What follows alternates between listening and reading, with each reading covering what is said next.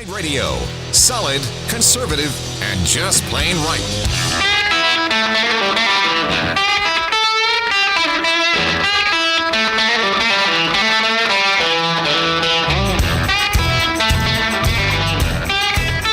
Alabama's syndicated news talk leader, Rightside Radio. Phil Williams here live in the Rightside studios. Man, we got the local, the state, the national, sometimes the international. And oh yeah, like the dude just said, solid, conservative, and just plain right. Welcome to Monday. Welcome to Monday all day long. But man, it's a beautiful Monday.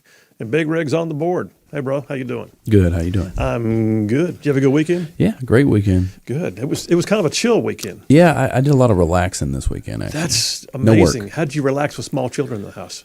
Were they gone? Yeah, they were actually. They were gone. That makes more sense now. Yeah. Good. I'm glad. Yeah, I had the chill weekend too. I actually worked a lot, but it was the kind of thing where I thought, I'm going to go work on the computer for a while. Man, I just get some stuff done. Did a lot for this. Did a lot for legals. Nice. And chilled. Great. Welcome to Monday. By the way, it's beautiful outside right now. Rain should have knocked down some of that pollen and it helped a bit, but I can see stuff flying by the windows as we speak. But then, believe it or not, we got a freeze warning for tonight. I mean, I have to keep reminding myself the blizzard of 93 happened around this time in March. I think it was last week's date. But still, it's going to be down to like 27 degrees where we are right now, tonight. Alabama's weird like that. Yeah, you don't like the weather, wait 10 minutes, it'll change. Oh, yeah. Yeah. When you least expect it, it's going to snow. Just go figure.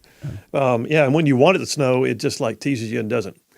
All right, hey, we got a great show laid on for you. I mean, like packed full. Like it just kept growing. This is one of those mushrooming shows that even as recently as an hour and a half ago, I'm still adding stuff to it. Today at 3 o'clock, a lady by the name of Carissa Callan. Carissa Callan's with Moms for Liberty. She has been at the forefront of dealing with the library issues in the Madison and Huntsville area. So Carissa's going to be on brand spanking new proposed bylaws for the local library. Does it fix the issue of having sexual content in children's areas? I'll let Carissa tell you all about it. That's at 3 o'clock today. Then at 4 o'clock today, a guy who I've known for years from down Montgomery way named Robin Stone is going to be on. Robin Stone is keying in on an issue about a bill that some of y'all have been asking about. I've been waiting to get him on. He just had some availability today. Robin Stone's here to talk about the fact that there is a proposed piece of state legislation in Montgomery right now that would add $10 to every prescription. What? Yes. So if you go down there to pick up 3 prescriptions, $30 more bucks right out of your pocket, just like that. Why would they do this? Well, we'll talk to Robin Stone about how he feels about it, and I can just tell you he's against it. And then at 4:30 p.m., a recent addition to the show, looking forward to this, U.S. Senator Katie Britt will be on the line with us at 4:30, giving us an update on some things that are going on in D.C. and how she's laughing in the face of libs who can't stand the fact that she's the one who gave the response to Biden's State of the Union address. Anyway, that's at 4:30 today, U.S. Senator Katie Britt. And then I still got a triple dipper, so hit it, man. The Triple Dipper. 3 stories you've got to know. That's right, the Triple Dipper. 3 stories, 3 themes, if you will, that you got to know as we run today's show. First out the gate, library wars. Oh, yeah. In conjunction with our conversation with Carissa Callan about what's going on in Huntsville and Madison, I got to also tell you about what's happening down in Prattville. Y'all, when did libraries become the centerpiece for all things woke? Well, we're going to talk about what just happened with the removal of the director from the Prattville Library and how liberals are having a complete meltdown over it. Anyway, I think he was an at-will employee. I think he messed up, and he lost his job. 4 o'clock today, Robin Stone is going to be on with us to talk about this thing I've got coming up called Attacks by Other Means. Attacks by other means. What does that mean? Well, I'll talk about it more in my monologue here in a minute too, but the reality is attacks by other means is when you wind up seeing things that are not called attacks, but they sure come out of your pocket. It's just a regulation, just a silly little regulation. We're making things better for you. Yeah, sure you are. You're also costing us money. Attacks by other means. That's coming up. And then one I didn't get to on Friday, I've got it still saved, the lie of health equity. The lie of health. What does that mean? Did you know that Advil has an entire campaign going right now? Advil. I'm talking about Advil, the thing you take when you have a headache. Advil, called pain equity. The heck was that? You mean some people hurt worse than others? Pain equity and how they're approaching it. Well, there's a whole thing called health equity that relates, and we'll talk about all that on the Triple Dipper as well. All right, let me jump on in here before I run out of time. So the Rightside Way monologue for the day, as always, I'll remind you guys, is sponsored by Southern Immediate Care. Southern Immediate Care, a chain of clinics that covers a huge swath of ground across our overly broad listening area. Southern Immediate Care in places like Gadsden, Anniston, Attala, 6 more locations around the Birmingham area. They are good at what they do, y'all, and they're open 7 days a week. They will see all ages. They will treat your medical woes. And oh yeah, they are the sponsors of the daily Rightside Way monologue. All right, you ready? History lesson. 251 years ago, the world awoke to a whole new dynamic. The event that happened the night before was known as the Boston Tea Party. But have you ever considered why it happened? Have you ever considered what the underlying point was? I mean, for that matter, have you ever considered whether or not the issues that caused that amazing act of civil disobedience might still be issues for our current times? See, taxes are just a fact of life. I accept that some measure of government is a good thing. We need government to provide for the common defense, support the general welfare, establish justice, and ensure domestic tranquility. All that. But that only works if the citizens contribute something to help pay for the effort. Okay. Yeah, the only sure things in life are death and taxes, right? But problems arise when government's insatiable appetites for more and more and more create what we call tax burdens.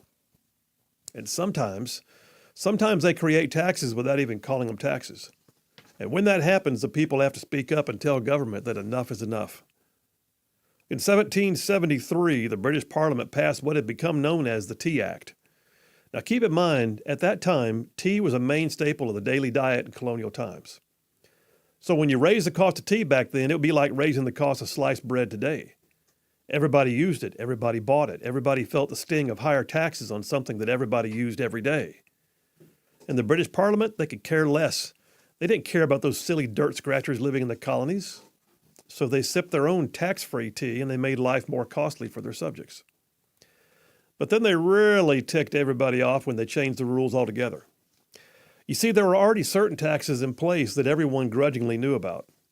As part of the Townshend Act, a levy on the imports of goods, including tea, had been enacted to help fund the governments of the American colonies. Colonials grumbled, but the Townshend Act taxation remained in place, but then they were raised, and then they were used to punish, and then they were used to allow for the British Parliament to raise even more taxes, and then they were used only on certain people and not others. The British East India Company had developed a trade route to China, and it began importing Chinese tea to the colonies. But the British East India Company was tied in with big government in London. They had all the best lobbyists. They were friends of the crown. So the British government decided that the East India Company didn't have to pay the Townshend Act taxes on tea to the colonies. So basically, the East India Company wormed its way out of paying what everybody else had to pay on goods they knew everyone had to buy at a time when nobody could do without it. They saw a moment, and they collaborated with big government to get their way to the distinct disadvantage of the men and women of the colonies. And it was the final straw. The people had had enough. In the darkened night on December 16th, 1773, a group calling itself the Sons of Liberty gathered at Boston Harbor, many of them disguised as Native Americans. They boarded the ships owned by the East India Company that had recently sailed into port, and they threw an entire shipment of tea out into the harbor. It became known as the Boston Tea Party. A few days later in Philadelphia, local citizens also refused to let the East India Company unload another of its cargoes of tea, sent them packing back to England without unloading. It was taxation without representation, but it was more than that. It was an unequal treatment under the law. Citizens had a need for something. Government saw the need and made the need more expensive just to fund government. At the same time, government was granting special tax favors to the friends of government. So on one side was a true tax, and it was a burden. But on the other side was taxation by other means, when one part of the economy was given special favors, leaving the other part of the economy to deal with the results. Now, before you question whether I'm about to sound like a Democrat and start railing that not everyone's paying their fair share, no, not at all. That's usually the mantra for big government liberals who simply want more tax money to spend on their big government wish lists. What I am talking about is the idea that when government skews a market to get its way, that it is literally really just created a taxation by other means. You see, the British government back in the 1770s, they knew what many in government know now. They knew that taxes can be to, simply fund essential services. But taxes can also be used to punish, to regulate, and to create new behaviors. And the most epic version of taxation by other means that we see in today's world, it's happening on a scale never before seen as the Biden administration works to change our economy into what many are calling the Green New Deal. I've often referred to it as the Green New Steel because the vast majority of the regulatory burdens, the tax-free subsidies, the special favors to green companies, penalties for traditional energy sector companies and products is literally taking money out of our pockets on a daily basis. Even now, as the Biden administration is considering a brand new regulatory order that may be signed as soon as this week, they're going to force yet another emission standard on vehicles powered by combustion engines. And when they do, I'm just telling you, when they do enact this regulation, the cost of automobiles will go up, even though they know that cars are essential to daily life in today's America. Well, you've heard that everything from hot water heaters, ovens and stoves, air conditioning systems, light bulbs, and ceiling fans have all been given new green energy compliance standards. And because they are more tightly regulated, they cost more to the consumer, who everyone knows has to have those products as part of their daily lives in the 21st century. What we are seeing in the green energy regulatory frenzy is just taxation by another means. Companies that make the products we depend on have no choice but to comply or face being fined or, worse yet, put out of business. The Biden government is desperate to shape our behavior, to punish our noncompliance, and to model society in such a way that their ideology becomes our reality. And to do so, they tax us. They tax us by regulation. And then there are those special friends of government, kind of like the East India Trading Company of the 1700s. Those green sector companies who have enjoyed massive government subsidies to keep them afloat and give them advantages over their competition they never would have had in a free market.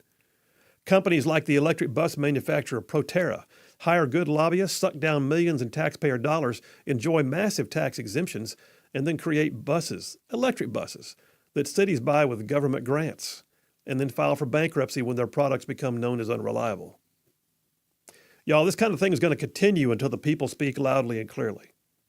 Government has an insatiable appetite for your money. And if it can be gained through taxation, well, they'll tax you. And if they have to, they'll just tax you by other means. They'll regulate you until they've got your behavior where they want it, and oh, by the way, your money in their pocket. Big government activists will continue to regulate your behavior to make you pay out of pocket for things that you don't want, while taxing the things you do want. And the Green New Steel, it's going to continue until people start throwing electric buses out into the harbor. Taxation by other means. Watch and see. And that's a wrap for the Rightside Way. Yeah, there you go. I mean, think about it. When they do something that mandates that the cost of things you depend upon goes up, what have they done? They've taxed you without taxing you. They've taxed you by other means. Phil Williams, Rightside Radio. Y'all stay tuned. We will be right back.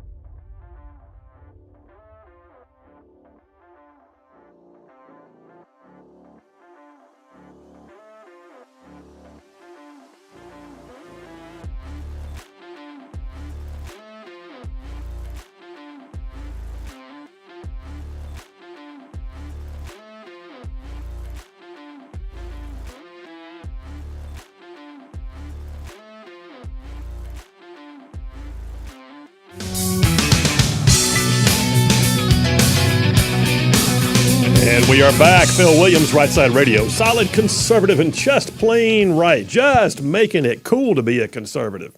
Text lines are open, 833-687-4448. That's 833-68-RIGHT.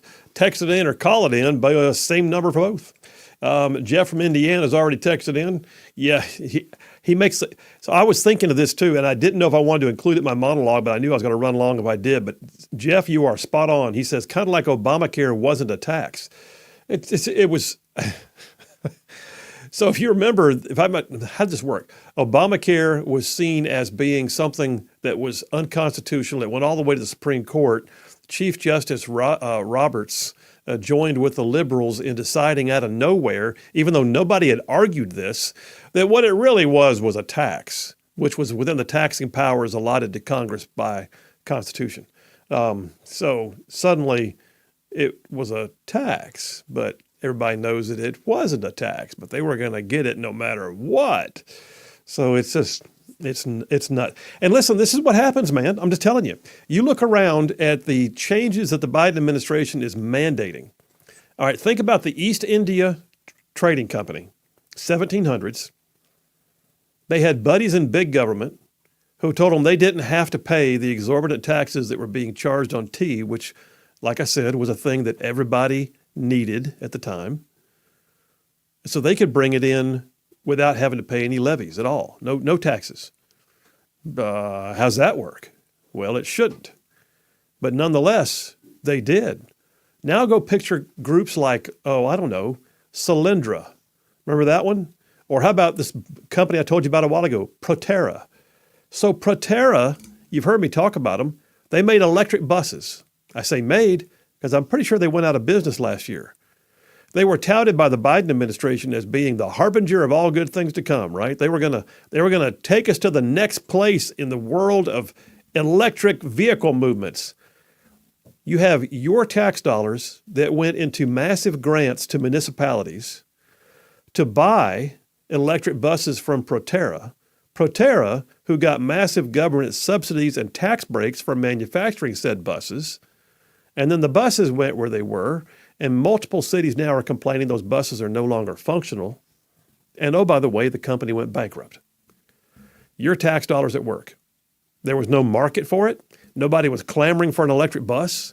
It was the government saying, you're going to have an electric bus. That's the way we're going to shape your behavior. We're going to regulate you. You have to do this. Oh, by the way, we're going to subsidize it because we know it can't stand on its own. So wink, wink, nod, nod. We'll give some money to our buddies and then give some money to the buyers. All you taxpayers, sit down and be quiet. That's what that is. That's the friggin' Boston Tea Party in the making right there. There should be people that are going to take pictures of electric buses in their communities and then, asking for them to be thrown into the Boston Harbor because they are that useless. Well, they are also that maddening. And that is just one example of many. The Biden administration is the most agenda-driven administration I think we've ever seen, and they are funding their agendas with your tax dollars and with regulations. And when those regulations hit the manufacturers of the products you use, like a gas stove, a refrigerator, air conditioner, ceiling fans, light bulbs, name it, what does that do? Well, that ups the price you have to pay. So their regulation just caused you to pay more. Oh, by the way, don't forget, as the price goes up, so does the amount of sales tax you pay. Oh, look, government got more of your money. So you just went from paying $1 for something to $2. Now you're paying twice as much sales tax. And oh, by the way, you had to pay more for the product to begin with. Meanwhile, the product manufacturer got subsidies. It's a freaking mess. And this is exactly why the Boston Tea Party happened. Phil Williams, Rightside Radio. Y'all stay tuned. We will be right back.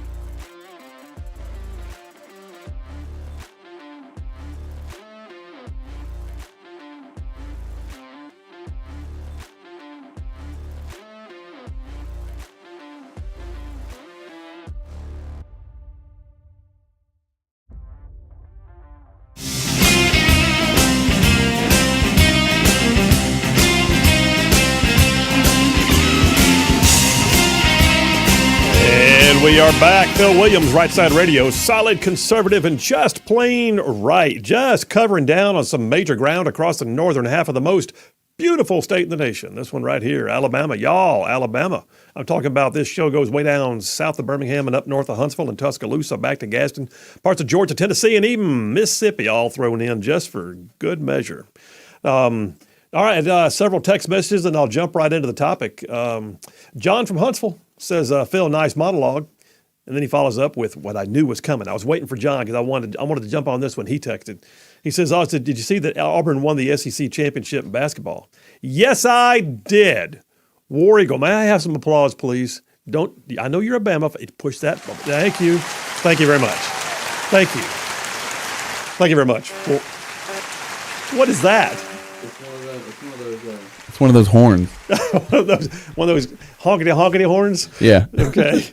All right. Yeah, that was good stuff, John. I appreciate it. And he's filling out his March Madness bracket. Well, I hope you have. They gave Auburn a tough go in the bracket, but nonetheless, this could be their year. We're just going to go ahead and watch and hope.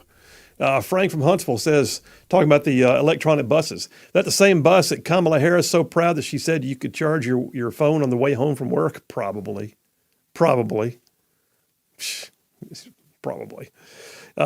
from Faultville says, yes, if Americans realized how much we're taxed every day, we'd be storming the Capitol. The largest tax of all is Bidenflation. Yes, absolutely. Bidenflation is a taxation by a different means. JT, Lacey Springs, only caught a minute of the monologue and heard electric. Hertz went victim to the EVs, lost millions. Yeah, Hertz not only lost millions in their most recent quarterly returns, but they also just lost their CEO. The CEO was fired because he led them into this electric vehicle rental debacle because nobody wanted to rent an electric vehicle. And all of a sudden, Hertz is finding themselves with a fleet of vehicles they can't use, lost millions, and now they've lost their CEO. Ken from Decatur says, I've said for a long time, the minimum wage increase really is an increase in income tax revenue without raising the tax rate. There you go. Ronnie from Danville says, Mr. Phil, open borders, hang on a second. Is open borders not a tax on us also? Okay, I see it now. I think I can stop that border problem. Just say no free food, no free housing, no free education, no jobs, and they won't come. I think you've nailed it, Ronnie. Thank you very much. Raven from Russellville says, the Chevron defense, anyone? Appreciate you, Raven. All right, listen, we're going to jump on in. First topic out the gate, library wars. You know, I did this topic once, I don't know, months ago. And I just gave it the name Library Wars. It was a euphemism. It was just designed to, sort of portray something that is like an embattled topic. It's become a brawl, y'all. And how many times now have I done a dipper and had to call it library? I mean, it should be like Library Wars Part 19.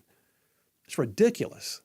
The very idea that we have got libraries as the centerpiece of controversy, I do not get that. When did this happen? I still say that the library when I was a kid was a safe place. It was that place where you could go. You could walk in the door and your mom could say, "Okay, be over there, and I'll come back and get you in a few minutes." I mean, it was trustworthy. You would see your friends there once in a while. I'd be looking for the Hardy Boys books or something about living as a mountain man, because that was my thing when I was a kid. I wanted to be a mountain man. And then look at where we are right now. And Big Rig and I were talking before the show. What I never hear people ask, I'm not faulting anybody on the opposition to these books that are in our kids sections. I'm firmly in there. But here's a question I want to add to the repertoire. When a liberal tells you shouldn't be standing in the way of us having these books in the section, ask them, why do you want them there? Why do you want not your you're just trying to ban book. Stop. Why do you want it there? That's the question. Why do you want a book that graphically depicts male-on-male sex acts in a children's section? A children's section. And by the way, they're there. They're there. Why do you want them there? Listen, they've had a situation down in Autauga, Prattville, your hometown, right, Big Rig? Down yonder in Prattville. Raised in Prattville, yep. Raised in Prattville. So on Thursday of this past week, Yellowhammer News reporting on this one. The Autauga Prattville Public Library Board voted to fire its embattled library director, Andrew Foster. Now, by the way, keep in mind, Andrew Foster hadn't been there very long. Old boy was hired into a bad situation and he made it worse. I mean, it's one thing to say it's a hard act to follow. It's another thing to say, well, you came in and you just took a bad situation and you made it, I don't know, badder. So Andrew Foster was hired in the wake of the previous director being let go. What's the issue? Well, the issue is exactly what I said a moment ago. Parents were shocked to discover the graphic nature of books that were in the children's section. And they just simply wanted that moved. And by the way, no one has said, you can't have these books in a public library at all. That hasn't happened. By the way, I'm going to chase a rabbit here, but I went down to Books A Million here in the Gadsden area one day. Charlene and I both did. By the way, I'm usually the outspoken one. Go figure. But we went down to the Books A Million, and they had a whole section called Banned Books. I mean, like a big sign, a special rack, banned books, gender queer, and Billy has two mommies or whatever. It's just a whole series of quote unquote banned books. That was a sign, banned books. And we looked at that, and my sweet wife, who usually leaves the vocals to me, went straight to the counter and said, "Excuse me, I just want to point out that if they were truly banned, you wouldn't be able to buy them." Oh, well, and then the young lady with the blue hair and the nose ring says something like, well, but in places like China, they do things like, and he says, we're not in China. This is Gadsden, Alabama. Why do you have a section called banned books when obviously if you can have them here, that means they're not banned? I love my wife. Anyway, Autauga Prattville Library Board had to fire Andrew Foster, their new director. Why? Well, I'm going to summarize it for you. Because Andrew thought it'd be a great idea to try a thing called entrapment. Entrapment is where apparently Andrew had his own notions and didn't like the fact that he had a board to answer to. So what does Andrew do? Andrew starts recording conversations with members of the board, trying to bait them with questions like, this is all about the LGBTQ stuff, isn't it? Isn't that what it is? This is an anti-LGBTQ thing, right? And every time they're answering no. But then Andrew decides to take those recordings plus emails between the board members and the board's attorney, which are considered privileged. Like when the board consults with their attorney for advice on how to handle a situation, that's a privileged discussion. Now, if the board has to take action, they'll go out and vote in public because they're supposed to. But when you communicate with your attorney, that's a privileged matter. So what does Andrew do? Takes the surreptitiously recorded conversations between he and his boss, which is the board chairman, and the various and sundry emails with the board's attorney, Laura Clark, who I happen to know. She's a neat lady, and decides to give them to one of the worst political hack job websites in the entire state called the Alabama Political Reporter. And so, yeah, Alabama Political Reporter was trying to get information just like this. Man, you got anything good? What do you got down there, Andrew? Andrew's got special recordings. Nice. Andrew's got stuff that people aren't allowed to see. It's privileged. Good. Send it our way. Gotcha. Andrew's looking for a job now. And the liberals cannot figure out why. What is happening? Why would you do this? In response to the firing of Foster and other staff members, Alabama Public Library Association President Matthew Lane said the situation is being driven by social extremists who are utilizing ruthless and strong-arm tactics to transform libraries into political battlegrounds. Well, I got news. You know what's really happening? People just want their library back. People are like looking around going, when in God's name did the library become the place for, the woke agenda? How about this? If you want a book like that in your library with public tax dollars buying it, could you please put it in the adult section? That's all we're saying. I don't see any problem with or anything extreme about wanting to protect your kids. I mean, what's the heck? It's common sense. It's more than common sense. It's a responsibility. It's a superpower. Nice. Yeah. So the bottom line is this: we got all kinds of things. It was obvious, by the way, from what I'm reading right now, that story on Yellowhammer, that Andrew Foster, the former director, was trying to paint his board members in a bad light. There was no other reason for him to take privileged conversations and disclose them, except to paint them in a bad light. If you are the boss of an organization, and you have an employee who's undermining your authority, and they are not otherwise contracted to stay there, if they're an at-will employee, you are either A, going to find some way to apply some corrective action so it stops, and they understand and they stop, or B, they need to go. Because you can't have that in a quality-run organization. That's exactly what was happening. And then I've got this 1819 ran a little more on it. 1819 also points out that when Foster began to record, it wasn't just recording, okay, he wasn't just recording conversations, he was recording executive sessions. Under the Alabama Opens Records Act, you are allowed to go into executive session so you can have spirited dialogue among board members to decide how best to handle something, but then you still have to go back out and vote on it in the open and take public comment as needed. So you're allowed to have executive session, and there are parameters for that. And so these executive sessions were occurring, and he was secretly recording them. Nice. But then the ALA president again, Matthew Lane, says, Matthew Lane doesn't get it at all, does he? He says, for generations, our libraries have been essential public resources where all members of our community could gather and learn. And now, sadly, social extremists are utilizing ruthless, strong-arm tactics to transform them into political battlegrounds.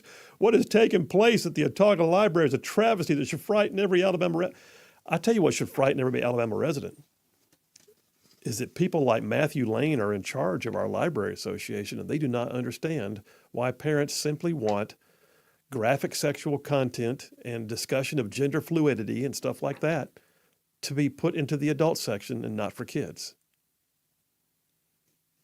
The story goes on, and I won't belabor it too much more, but I'll be honest with you. The board chairman has spoken up pretty decisively on this. He's like, yeah, I mean, the library is for the whole community. We're not doing anything to try and take away people's rights.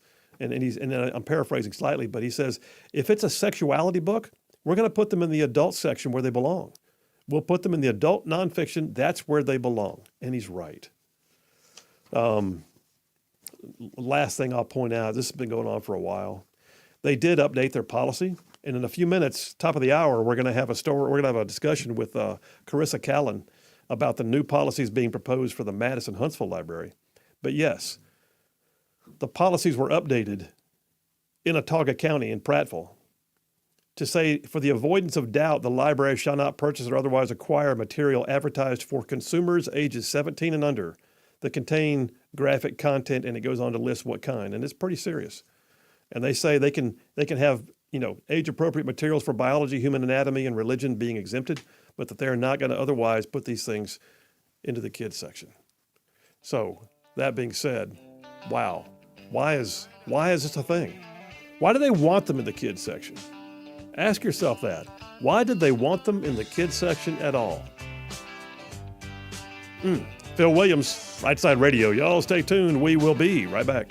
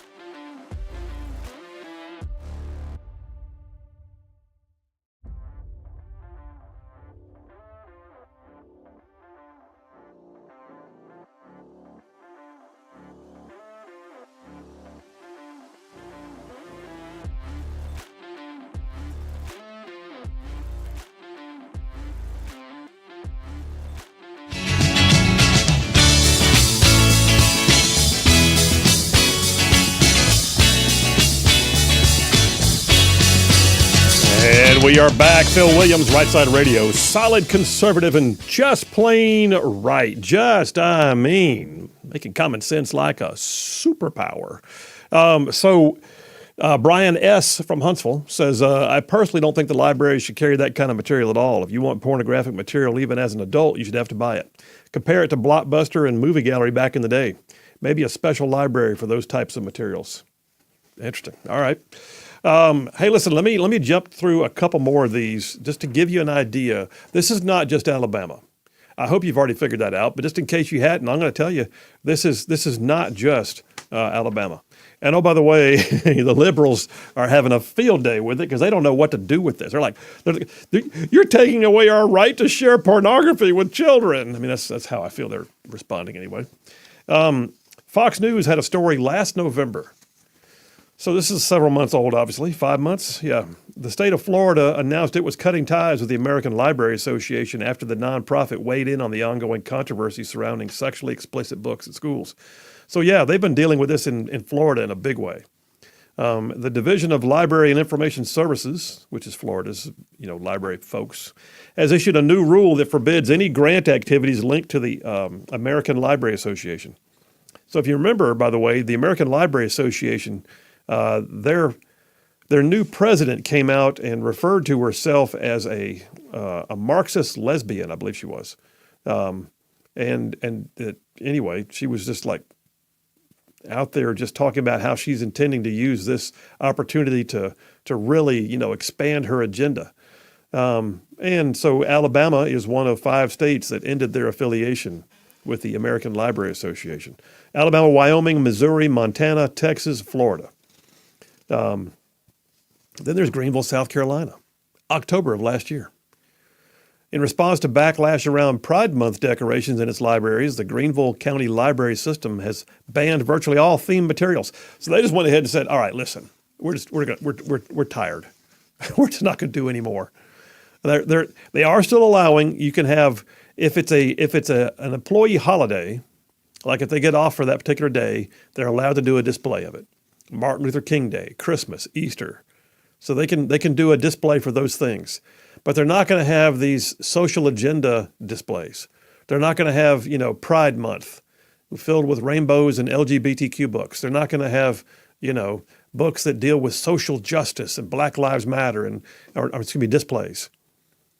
So the board vote marks a continuation of the ongoing tensions around so-called censorship book bans and parent rights within the library system. How's it an ongoing tension about parents' rights? Let that sink in for a minute. The Post and Courier in Greenville, South Carolina talks about the ongoing tension about parents' rights. There's no tension. There's just parents' rights. The local political saga parallels a contentious national discourse in which conservative groups are calling for book bans. No, we're not. We're calling for moving books to the appropriate section of the library, particularly for titles that discuss LGBTQ issues and racism. Boy, who wrote this article? Tell me what their agenda was. No, we're not. And you're trying to deny history. You don't want to talk about slavery. That's such crap. Where'd you get that from? Who said that? Nobody said that. Nobody said, I'd prefer we not talk about our past. Let's make sure that's over there. No, what we're saying is you will not have books that depict things like so-called white privilege. You will not have books that tell a young black child that they are an oppressor or oppressed simply because of the way they were born, and that they'll never have a chance to be any more than just what the man lets them be. I got news. In this country, your skin color is not the thing that establishes whether or not you have merit. I recognize that there have been bad days. Absolutely, awful days. There have been Jim Crow laws, yes. There have been moments when even in Alabama, we had the governor standing in the door. I don't deny any of that, and we should teach it. We should. But do not think for a second that we have to flip the script completely and make any kid who's not of color feel bad for being born white, or for that matter, any kid who is born of color feel like they are somehow never going to measure up no matter what they do. It's wrong. That and all the sexuality and everything else, how about we just please put them in the appropriate section? All right, coming up next, Carissa Callan from Moms for Liberty telling us about Huntsville Madison Library. Y'all stay tuned. We'll be right back.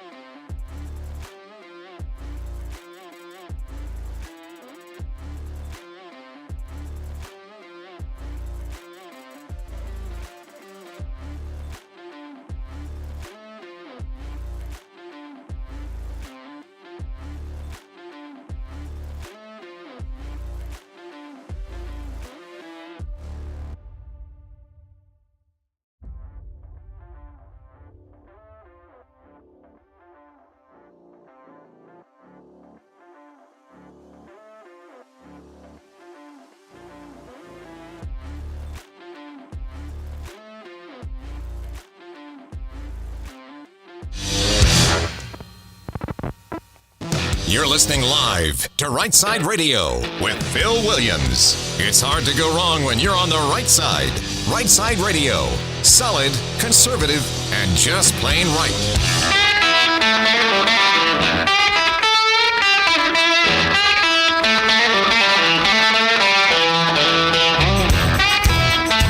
Alabama's syndicated news talk leader, Rightside Radio. Phil Williams here live in the Rightside studios. Man, we got the local, the state, the national, covering down on all the issues. And oh yeah, like the dude just said, solid, conservative, and just plain right. Well, welcome to hour number 2, but we're still in Dipper number 1. I'm talking about the library wars, library wars. Go figure. Libraries are going to be the centerpiece of controversy. That the library, the place where I grew up, hanging out to read books and check out the Hardy Boys and do all the things that I loved, was going to wind up being, controversial. And yet this shouldn't be hard. It's really not. I got somebody calling in right now. Carissa Callan is another one of the great folks who's working with Moms for Liberty in Madison County. And Carissa Callan has been at the forefront of the issues related to libraries in her area at Huntsville, Madison County. And she, by the way, herself was a librarian for many years. Carissa Callan, how are you doing? I'm doing fine. Thank you, Phil. Well, thank you. I appreciate you making some time today. So, look, before we even get into Huntsville, Madison County, let me just ask you in general, as a former librarian yourself, you worked in what, public and private? Yes, I was at Huntsville Madison Public Library for a summer and then with Westminster Christian Academy as their children's librarian. Wow. So, okay. So you've seen it with tax dollars and not with tax dollars, but either way, you've seen what libraries are supposed to be, I guess. Right. Yes. Well, so let me ask you, in your opinion, should this be this hard? It shouldn't. It just comes down to common sense and discernment. The opposition will say we need intellectual freedom for everyone, but there should be discernment when it comes to what is appropriate and not appropriate for children. And when I took children's literature classes and young adult literature classes 20 to 25 years ago, these books were not available. They weren't there. I'm not saying there wasn't one random book that might have had a sex scene, of course, but this push for anything goes at any age was not around. It's been a push by the ALA and publishers that's really come out in the last 5 to 7 years, and that's when we've really seen a change. Well, we have, and it's disappointing because you want to know that if you walk into the library as a mom or a dad, you can say, okay, y'all go with the kids section, and I'm going to be over here, and call me when you're ready to check out, and know that you're not going to have to worry about what they're going to do because it's a public library, for crying out loud. Right. It is supposed to be a safe place. It's supposed to be a place that a mom can take her kids and she can sit in the center of the children's area and keep her eyes on her kids and let them browse the shelves. Let one go over and flip through the picture books and somebody else look at chapter books. But now at the Madison branch, there is a picture book called The Big Bathhouse, about a Japanese bathhouse with full frontal nudity of women in the illustrations. And that's in a picture book. So it's no longer a safe place to just let your kids explore. Well, okay. Jeez. All right. So you bring up the Huntsville Madison County Library. There's a proposed policy change, is my understanding, at tomorrow's board meeting. Tell us what you know, and is this proposed change going to help anything at all? At all? It's actually going to make it worse, I think, because it's actually going to put the rubber stamp on the books with inappropriate sexual content are fine, we're going to leave them there, and we'll go get more. That's basically what it says. But let me give you a quick timeline. Back in September, we heard that the executive director and the board members were going to relocate some concerned books with sexual content from the young adult to the adult section. But when they tried to implement that, they got some pushback at the different branches from branch librarians and such. So they rescinded that request and said that they would need to make policy changes. So to me, that sounded positive. They were going to make a policy change that then would allow them to, I guess, enforce these changes out to the branches. Well, months went by, 6 months, and it doesn't take that long to say inappropriate sexual content does not belong in the children's department. Yeah. So we were getting concerned about what was going to come up. So let me read for you, if it's okay, this is a proposed policy change that I assume they will talk about it at the board meeting tomorrow because it's up for review. They now say that it is the responsibility, well, this is that section, library users make their own choices as to what they use based on individual interests and concerns. The Huntsville-Madison County Public Library supports the right of each family to decide which items are appropriate for use by their children. Responsibility for a child's use of library materials lies with his or her parent or guardian. While individuals may choose for themselves or their children, they may not choose for others. Okay, well, by that logic, then, we should go ahead and put alcoholic beverages right next to the children's juicy boxes. And just go ahead and let there be the choice of the user to make. And so they're talking about users that are 10 years old. Right. That are going into a library thinking it's a safe place, and then they pull some of these books off the shelves.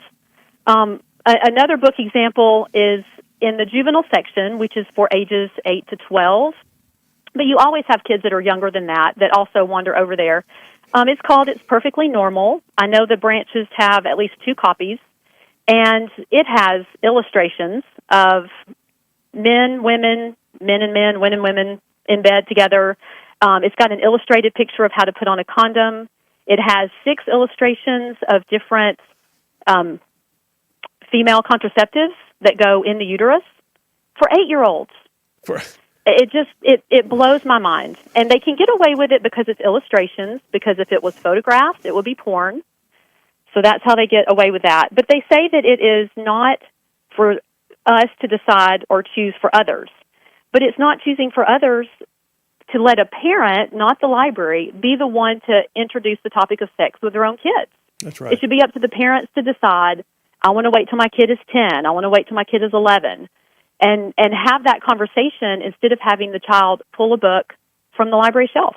Well, and as I said earlier on the show, something I rarely hear them ever have to address, them being the liberal side of this discussion, is why they even want it in the children's section. When you look at some of this, you have to say, okay, there's no way around it. That's a book that graphically describes sex acts. That's a book that graphically describes things that are above an 8-year-old's kin.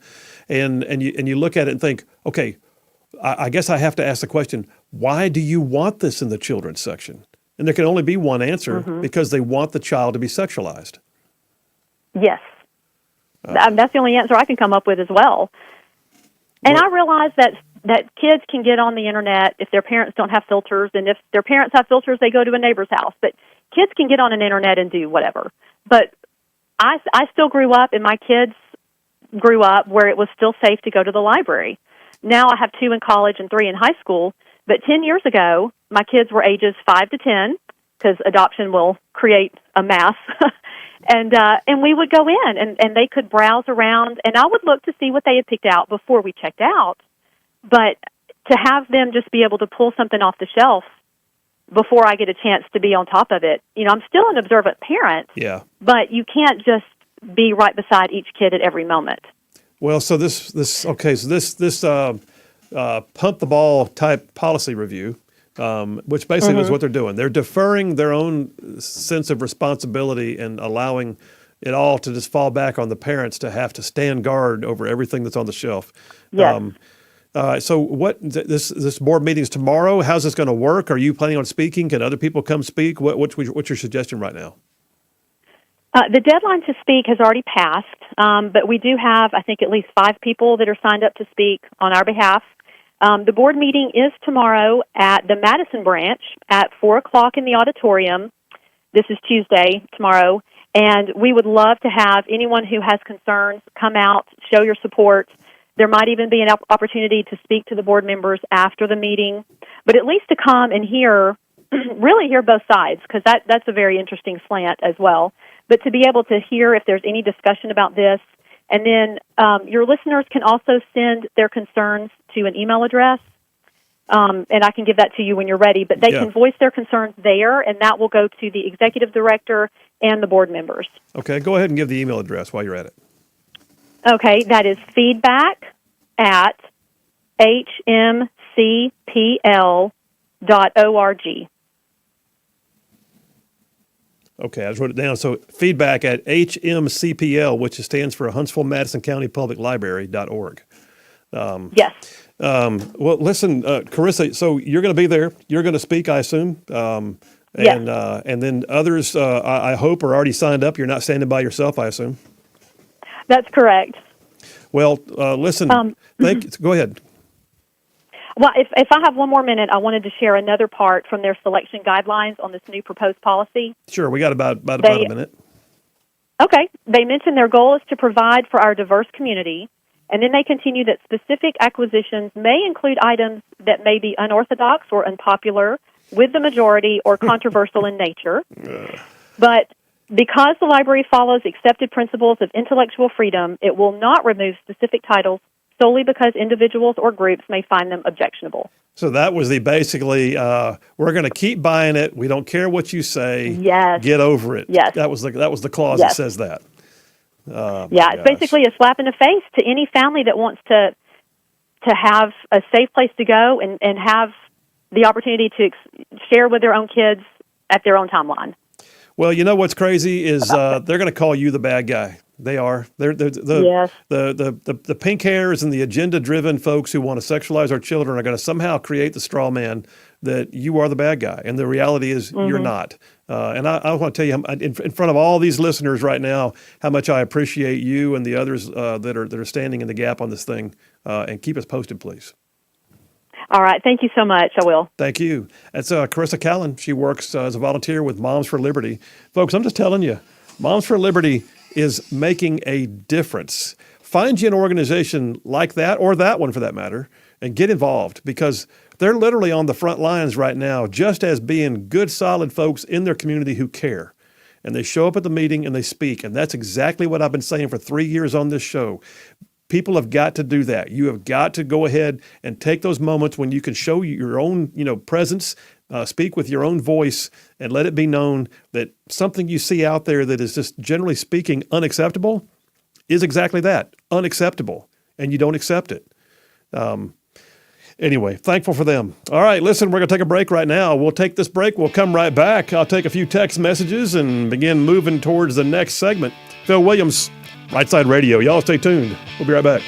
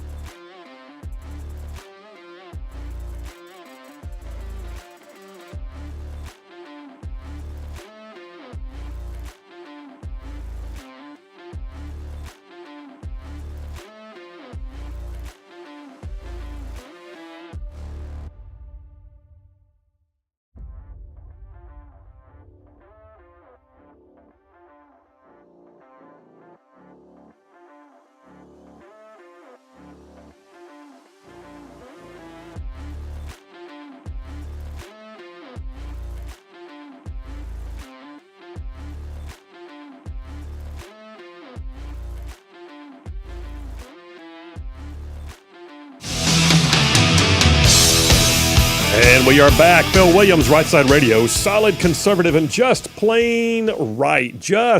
Making it cool to be a conservative. So we're gonna go down a road here in just a minute that I think is unique in all the world. Like, I don't know where they come up with this stuff. I mean, it's one thing to say, I want the graphic novels that depict, homosexual sex acts in the children's section. Oh, then there's other stuff that they do that's just, they like to sneak it in under the guise of social justice. And that's where I'm headed next. So this next section I've got, I'm heading to Dipper number 2 there, Big Rig. I'm making the call. So Dipper number 2 is called The Lie of Health Equity. And I know most of you out there are going, what is that? What's health equity? Well, think about what we're talking about. Health equity. You know how liberals love the use of equity now. Equity, not equality, equity. Equality would mean, that you won't turn someone away because of their skin color for medical treatments. Right. Equity is just the opposite. Equity is where you make sure you give more to somebody because you think they've been disenfranchised in the past. Okay. So now we're redistributing wealth. Equity is redistribution. Equity is where you say, I think you've had too much for too long. I'm taking some of what you got and I'm giving it over there. Well, no one said that they over there couldn't have it either. In fact, they've got it over there, but now you just took some of mine. Well, we're going to level it out a little bit, make things look a little better. You've had it too long. That equity, when you get to the point that you are determined to make society have to give the same amount of something to everyone, then you've destroyed merit. By the way, this is not a keep the man down kind of discussion. I mean, I love the American dream. I want to see everybody succeed. I love looking back at history and finding those stories of the people who came here with nothing. Okay, you know what? I'm going to go ahead and tell you a quick story. While we're talking about equity, let me tell you about my friend Hamid. Hamid was my interpreter in Afghanistan. Beginning of the war. We're there, living out in the middle of nowhere, remote team with the Afghan people. I lived among the Afghan people for the better part of a year. Hamid was 17 years old at the time, was one of my interpreters. He was one of the best interpreters we had. So much so that we had him go ahead and live with the team because stuff would happen in the middle of the night, and what do? You can't talk to people. So Hamid was our guy. We trusted him. He became like part of the family, and then when the time came, we had to go home, and Hamid had to stay. He wound up working with other special operations teams. He worked with some acronym agencies. He did some pretty cool stuff, and then his family began to get threats because how dare he work with Americans? So about a year or more after getting back from my second tour, I get a call at my office, believe it or not, from Hamid. There was not even electricity when I was there, and now he's calling me. Well, he was calling me from a refugee camp, a UN refugee camp in Tajikistan. He had fled because his brother was killed mysteriously. His family was receiving death threats, and he decided it was safer for him not to be there. And so he fled with nothing. So we supported him. We did what we could to help him out in his refugee camp status and worked with our congressman to see if we could get him a special visa. And sure enough, about a year and a half later, Hamid came to the United States with nothing but $10 in his pocket. No formal proof of an education, so he had to go through some testing to prove that he actually could, read and write and do arithmetic at a level that was commensurate with a high school level in America. And he did. And then he worked to go to a junior college. He did great. And then he got a scholarship to go to a 4-year university. And he did. And he did great. And then he got a job and he began working. And he made pretty decent money working as an interpreter for the State Department. And then he wound up being an interpreter for the president of Afghanistan. He went back and did that for a while under contract. And then he came back home, got his master's from Yale. That's my 17-year-old interpreter who came here with nothing. Because you know what? He wasn't looking for equity. In fact, I'll never forget. Hamid called me one day and he still called me Commander Phil for the longest. I finally got him to quit doing that. Commander Phil, he said, I have paid off all my student loans. And I said, how'd you do that, man? You had a lot of student loans. He goes, oh, sir, He says, this country has given me so much, I don't want to have to owe it. And I told him, I said, man, I'm so proud of you. I wish more Americans thought like you. He got his master's and his U.S. citizenship in the same week because he went through the process to do it. That's where we live. That's America. But in a minute, I'm going to tell you about, health equity and why Advil thinks that some people just, need more Advil. Phil Williams, Rightside Radio. Y'all stay tuned. We'll be right back.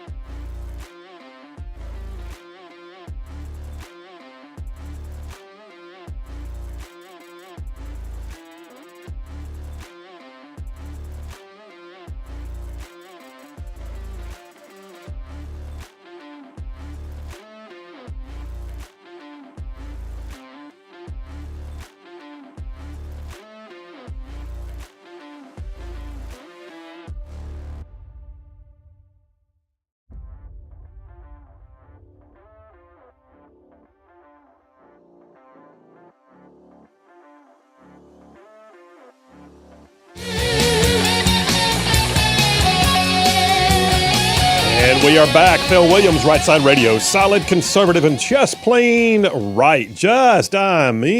Covering down on some major ground across the northern half of the most beautiful state in the nation. This one right here. Y'all talking about Alabama. I mean, this show goes like way down south of Birmingham and up north of Huntsville and Tuscaloosa, back to Gadsden, parts of Georgia, Tennessee, and even Mississippi all thrown in just for good measure. Hey, listen, by the way, you hear the ads playing during the break? Let me just remind you guys. So Rightside Radio, we are a standalone entity. We are a business unto ourselves. We are not owned by the stations you might be listening to us on. We send them our show. And one of the ways we support ourselves, like any business has to, is through selling ads. So if you're listening to this show, think about this.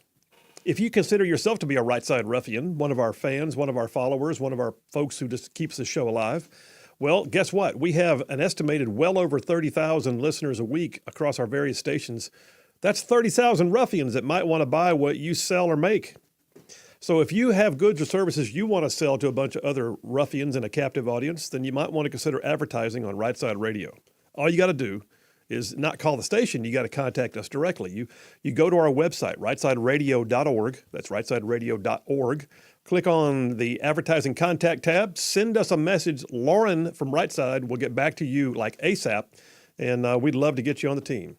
Advertise to other ruffians, rightsideradio.org. Send us a message. We'll be on it. So, Dipper number 2. I'm calling it the lie of health equity. Y'all, this is just mind-boggling. So the other day I saw a friend of mine, Matt Murphy, is a radio show guy.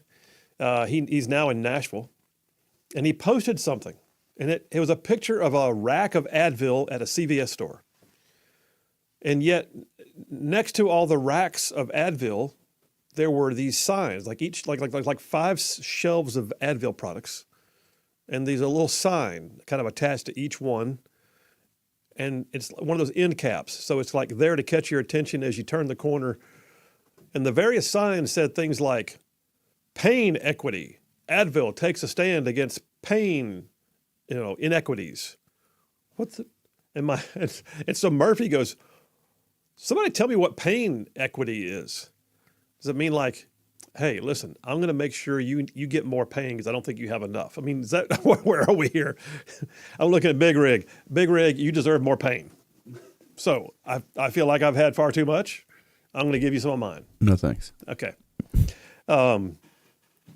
So I had to do a little searching, and I decided to do a whole dipper on this because there is a movement within the medical field that will boggle your minds. I know. There's a mantra out there that everything is systemically racist. Everything. All God's children, it's systemically racist. All y'all out there are systemically racist. Even those of you that feel like you've had racism against you, you are systemically racist. Did you know that? If you're in law enforcement, you're systemically racist. If you're in the military, if you're in education, if you are in some way involved in an industry that makes things, if you are in the medical field, you're systemically racist. Pain equity. That's what we got to deal with. We got to talk about some pain equity. So Advil has launched their thing called the Advil Pain Equity Project. This is perhaps one of the greatest virtue signals I have ever seen.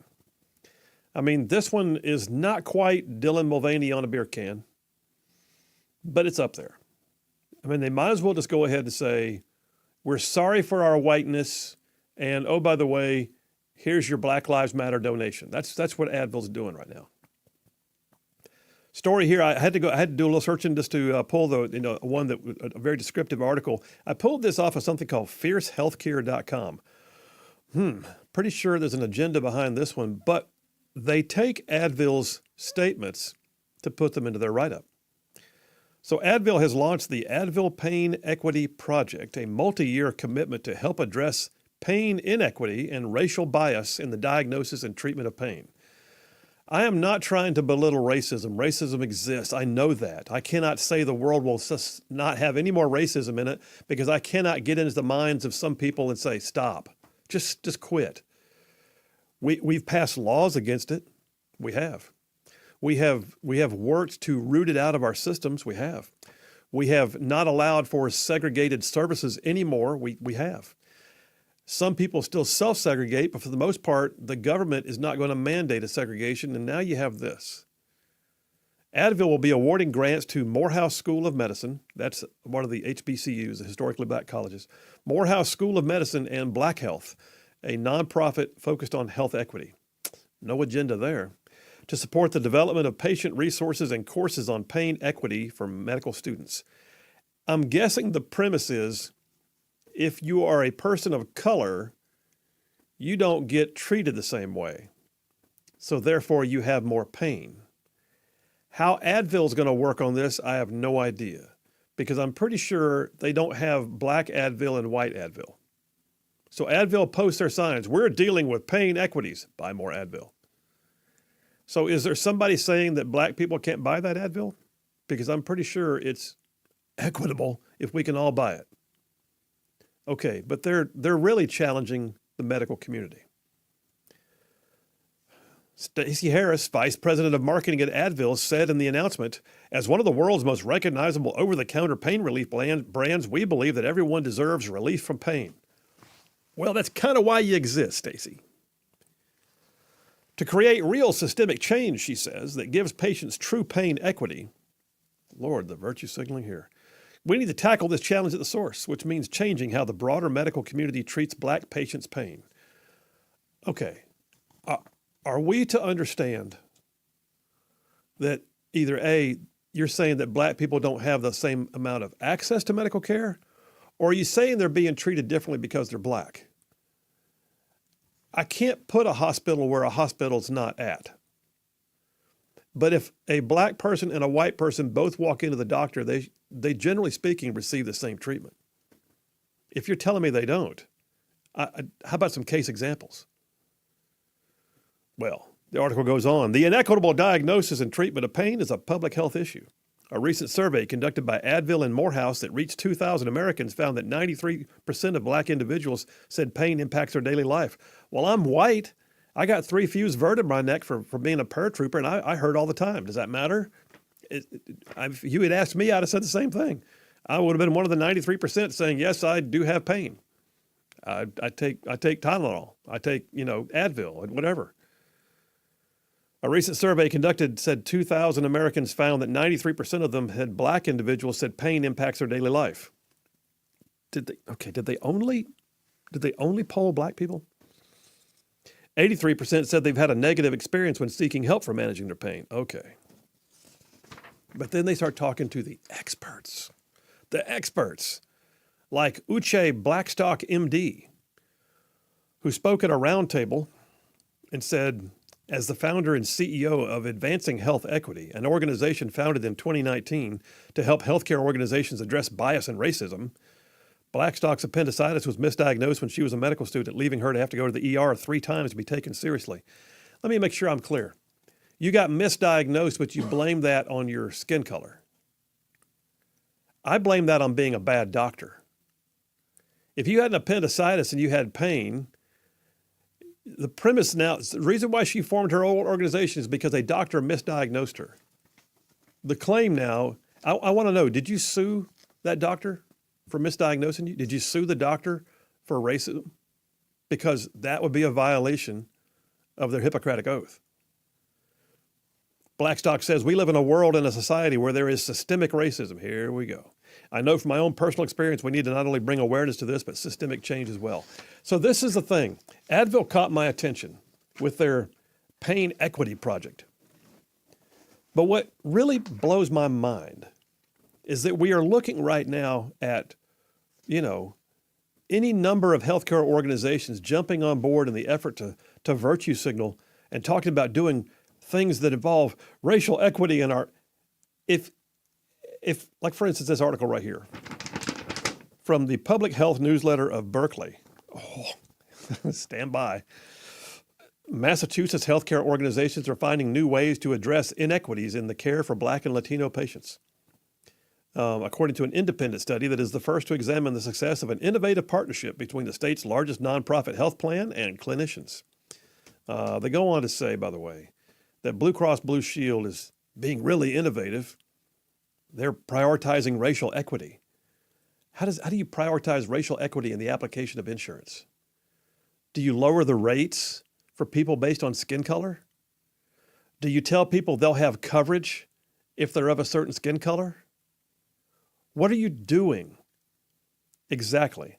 Well, the groundbreaking program launched by Blue Cross Blue Shield of Massachusetts provided $25 million in infrastructure building grants to 12 healthcare organizations, all of which take part in the health plan's value-based payment model.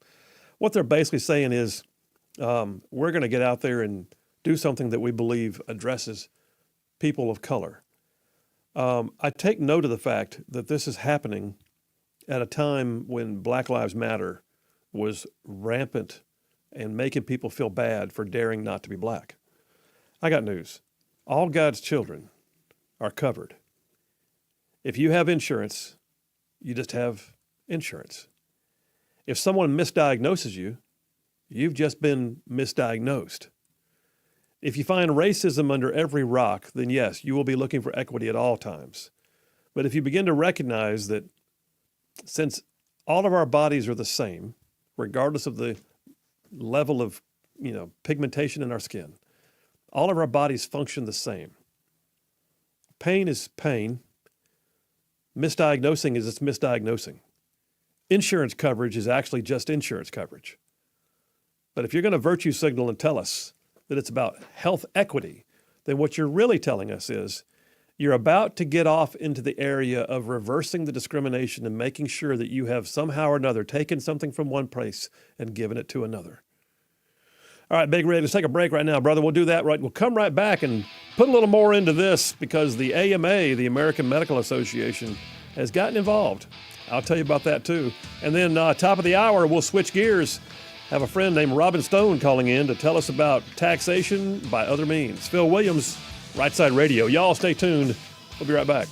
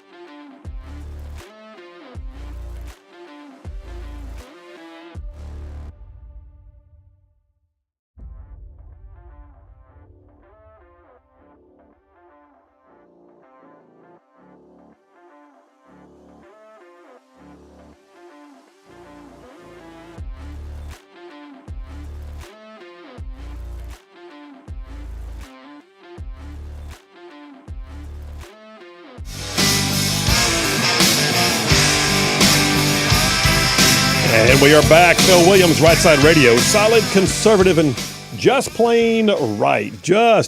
Making common sense like a superpower. I'm finishing up this dipper I call The Lie of Health Equity. The very idea that you've got medical schools and the American Medical Association trying to advance the cause of racism completely flies in the face of recent Supreme Court rulings. Now, granted, racism is against the law, right? Racial preferences are typically against the law, except that we have been seeing college admissions over and over and over again, even in public institutions, based upon affirmative action or racial preferencing. That being said, then you have this.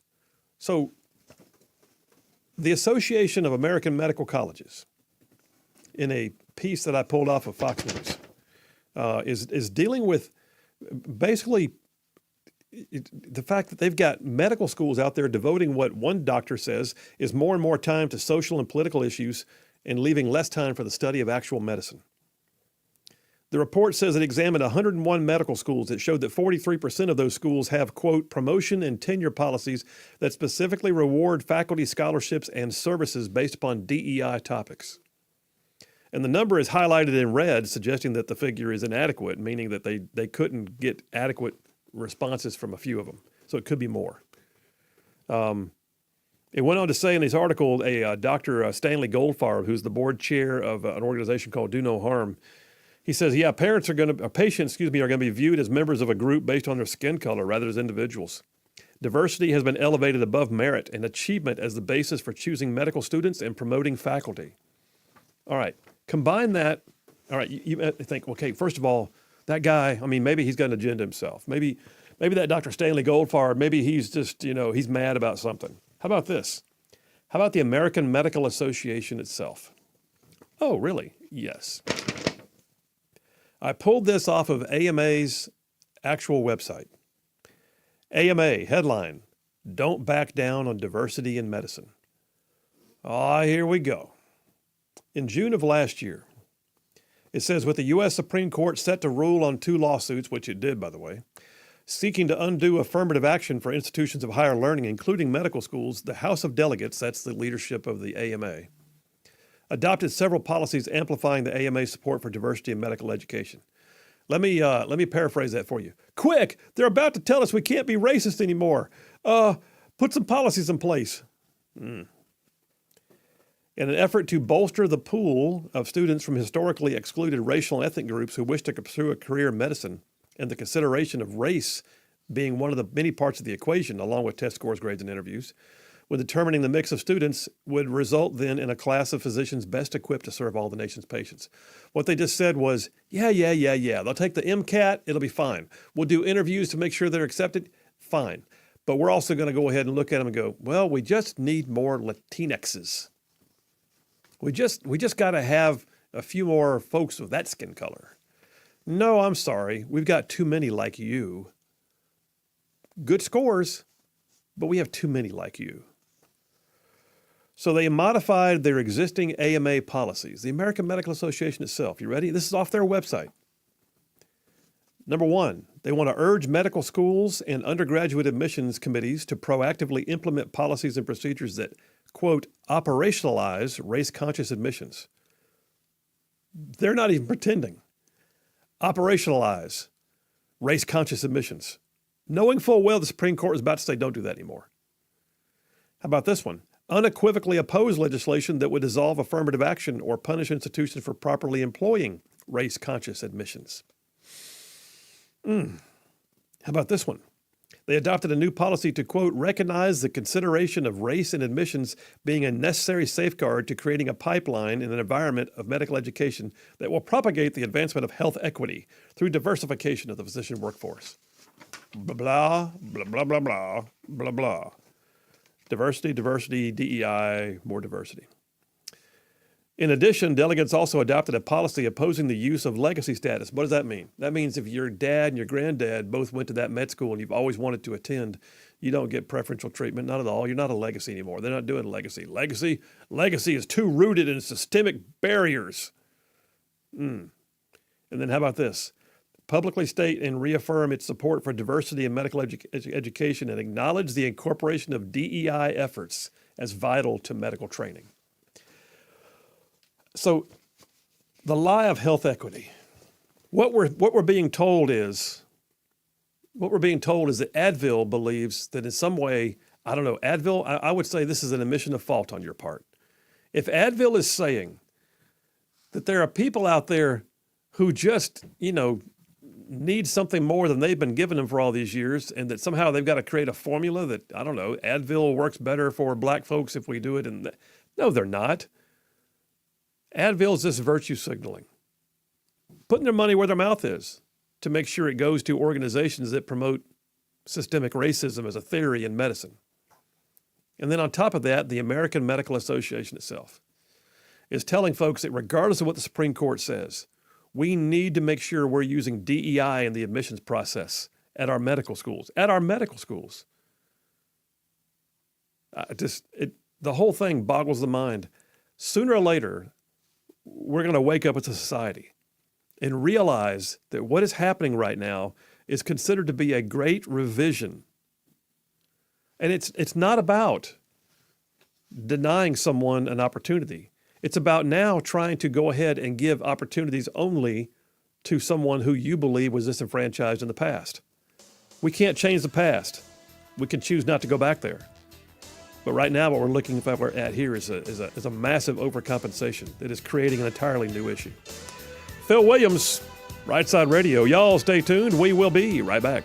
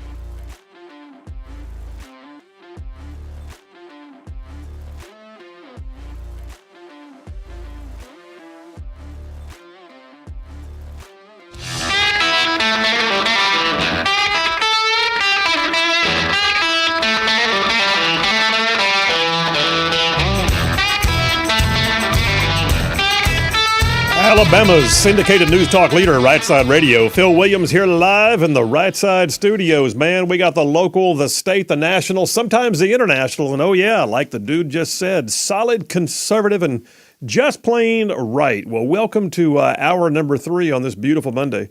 And by the way, don't forget, too, at the bottom of the hour, 4:30, we have a call coming in from U.S. Senator Katie Britt. We'll have her on the show to talk about some recent events that basically dramatically impact our nation. Katie Britt calling in at 4:30. Right now, though, I want to go to the phones, and I'm going to change gears here. It's kind of interesting because earlier in the show, I did my monologue on what I call taxation by other means. And I decided to have this third part of the show, this third dipper number 3 is on taxation by other means. There is a piece of legislation making its way through the Alabama legislative processes that just, I look at it and think, why in God's name would you do this?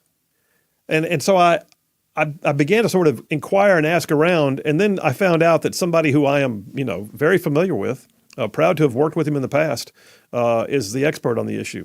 So coming on the air right now is Robin Stone, who has worked in governmental affairs for Blue Cross with the Business Council of Alabama and is now the executive director of the Alliance of Alabama Healthcare Consumers, which does not even fit on a business card.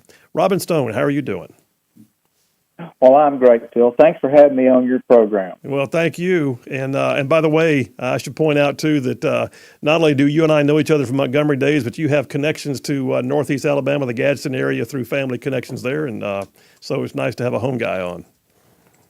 Well, yes, sir. Born and raised in Alabama City, Alabama. Proud of it. Nice. Well, hey, listen, Robin, the House Bill 238, which is being carried by Representative Philip Rigsby. The bottom line is this looks like just a great way to tax people without calling it a tax. Give us the background on this bill and what you know about it, please. Well, I will. It's either a camouflage tax or a fee, whatever you want to call it, but at the bottom line, it's going to cost a lot more money. The last thing that employers and the employees that get their health care from their workplace is more cost added to their health care. And that is the only thing that House Bill 238 guarantees. The bill adds $10.64 a fee on every prescription that is filled in Alabama for people with insurance through their employer. That's every prescription in your bag when you walk out of the pharmacy. Now, just to put that in context, there are over almost 3 million individuals in Alabama who have their health care insurance through their employers, so all of those people are going to be affected. I'll throw some numbers at you very, very quickly. Initial estimates are this is going to be a minimum of $275 to the pharmacy cost of every person per year. Now, to a family, that's over $1,000 a year. Yeah. And when you roll it all up, that's $800 million in additional health care costs to Alabamians. And increased premiums at the pharmacy counter. So let me just jump in. So Robin, I want to make sure I'm clear. $10.64 per prescription. So if you go down, let's say you're, I don't know, let's take the extreme example. Let's say you're being treated for some type of cancer regimen, and you've got a series of medications. You're going to pick up 5 prescriptions at a whack. That's $50-something at that point. That is exactly right. Why is this a good idea? Well, that is a very good question. Why now, and why is this a good idea? This bill would implement what's called a cost-plus method of reimbursement for pharmacy owners, which guarantees those owners a profit with no obligation to expand access, fee, or care in underserved rural areas, or any obligation for anything else. Right now, don't get me wrong, pharmacists are extremely important in the healthcare delivery system. Sure. We all know that. Yeah. We all like our pharmacists, and they do a great job. But the thing that's unprecedented about this piece of legislation is the pharmacists are asking the government to basically price fix in the private market. That's unprecedented. I don't know of a single other healthcare provider or, matter of fact, any other business owner in the state who's guaranteed a profit through legislation passed by the legislature. It would establish a very serious and threatening precedent in the business community if everybody wants to be guaranteed a profit. Yeah, because you're not. And by the way, you're not here like today trying to defend big pharma and the way they price things. That's not where we are right now. This is about protecting the consumer and the employers who are going to wind up being the ones who wind up paying for this because it's going to get passed through to them, right? Well, that is exactly right. I'm not defending big pharma because big pharma is one of the reasons that healthcare is so high today. Today, 25% of every healthcare premium dollar goes to drug costs. But this legislation that is being proposed does not address any of those rising, skyrocketing costs. This bill does one thing and one thing only. It generates funds for pharmacy owners to be reimbursed and guaranteed a profit. It doesn't do anything else to improve services in the shop or to expand service in underserved areas, rural areas, or anything like that. It's strictly about more money for pharmacy owners. Okay, so like I can grumble about a gas tax, but at least I see a road getting paved. And I did. I grumbled quite a bit about gas taxes, but at least I see pavement going down, right? So what does the consumer get out of this? They don't get anything. You're just telling me that all we did was put money in the pocket of the pharmacy owner. That's exactly right. If you look at the legislation, I've read it a lot of times, but I don't see anything in there specifically that says, and for this additional fee, we will do this. There's a lot of discussion about underserved areas, but as you well know, if it's not in the legislation, it doesn't matter. So that's our real concern right now. If there needs to be a discussion about pharmacists and their state and the Alabama healthcare delivery system, we can have that dialogue, and we should. But from an employer standpoint that offers benefits, right now Alabama families are really buckling under the high cost of living and rising costs, and the last thing they need is more money in their healthcare delivery system that will not go away. No, that's exactly right. I mean, I look at this and think, and by the way, are there any exemptions? Are there any age exemptions? Are there any income exemptions? Is there anybody out there who's going to get some relief from this, or is it just going to happen no matter what if the bill passed? Well, just specifically, this includes people who are getting their health care from commercial sources. That would be Aetna, Blue Cross, United Healthcare, people like that. It doesn't include people on Medicare. It doesn't include people on Medicaid. But like I said, that's 2.750 million people in the state of Alabama that would be impacted by this piece of legislation. So every one of those people, if they all went in for a prescription tomorrow, they would all pay a $10.64 fee on every prescription that they walked out of that store with. And that can be a lot, as you said earlier in the program.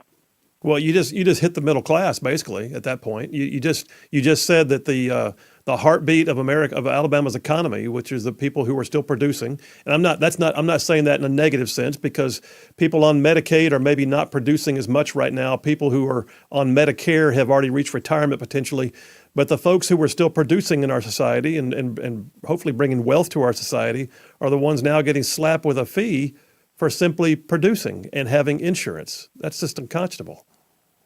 Well, it gets worse than that, just to be honest with you, because if this bill were to pass, what they're asking basically is employees to do is to pay twice to access their benefits.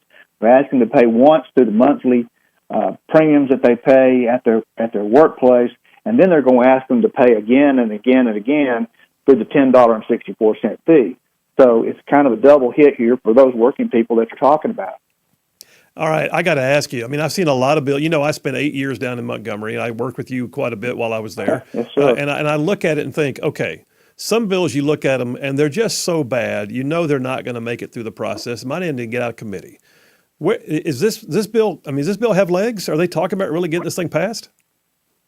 Well, it had legs a couple of weeks ago in the House Insurance Committee when it passed out unanimously on a voice vote. And you know how voice votes are from time to time. But yeah. I think that as more people find out about what this bill does and how far-reaching it is, just to be honest with you, I've never seen one piece of legislation that had a broader impact on a widespread section of Alabamians than this particular piece of legislation. It's absolutely unheard of. It's everybody goes to the pharmacy and gets prescriptions for themselves or their kids, and to find past a piece of legislation like this, like I said, where there is no accrued value for the additional fee other than pharmacy owners being enhanced. And they have said publicly that we need this money to pay our overhead, our electricity bill, and our rent and things like that. That's the cost of doing business. What about the muffler shop owner? What about those people? Yeah. When are they going to come in and ask for the same kind of treatment? It's unheard of. Well, so Representative Philip Rigsby, who is from Madison, which is in the heartbeat of my listening area, is this bill sponsor. How does he defend this? I got about 2 minutes left. How does he defend this bill? Representative Rigsby is a pharmacist, or is a practicing pharmacist. Oh, and his defense is basically that the pharmacists are not being reimbursed at the level on every prescription that they're dispensing. On the other side, he's not talking about the drugs that pharmacists dispense where they're making more of a profit. I don't know of a business in Alabama that doesn't have a loss leader items where you make more on one item than you do on the other. That's true in grocery stores, automobile, service places, things like that. So, but the justification is basically that the pharmacists are not being reimbursed enough on every drug. So what this bill does, succinctly, is it guarantees that every drug they dispense, they cannot lose money on any drug. So by definition, that means if you can't lose money, the only thing they can do is make money. And, that's price fixing, either way you count it. yeah, it absolutely is. And I got to be honest with you, I have to, and I don't know Rigsby, so I'll say this carefully but not carefully, is there is a serious issue if you're trying to pass legislation from which you will personally profit. And I'm not asking you to comment on that because I know you got to work with people down in Montgomery. But I look at this and think he should be the last person carrying this bill right now.